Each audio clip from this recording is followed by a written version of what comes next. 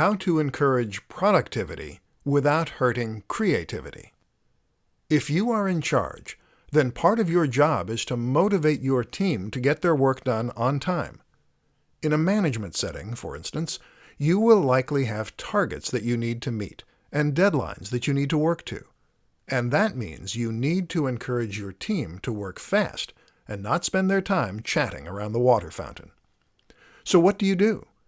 One popular option is to incentivize the work and to offer some kind of reward for those who complete their projects on time.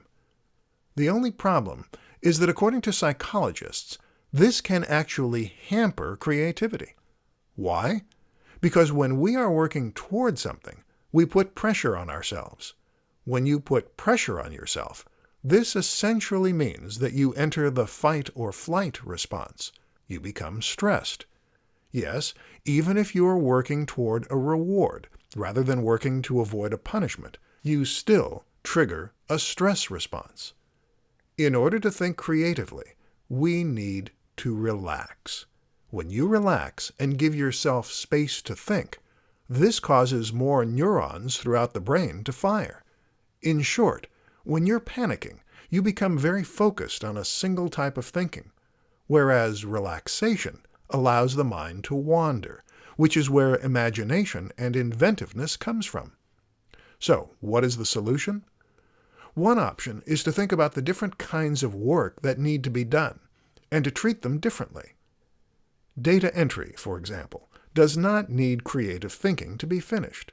In this case, providing rewards or bonuses can be a great way to get your team to work faster. But for inventive problem-solving, R&D, or even something like coding, time and space are necessary. Your job as a leader is to segregate these kinds of tasks. This could mean putting one team on the grunt work and another on the creative work, and then getting them to switch.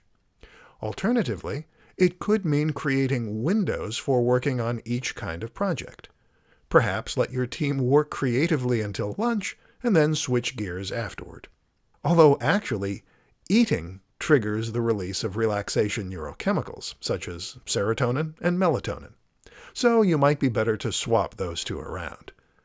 As a leader, your job is to assign the right person to the right job and motivate them in the right way. As it turns out, knowing a little neuroscience can come in handy.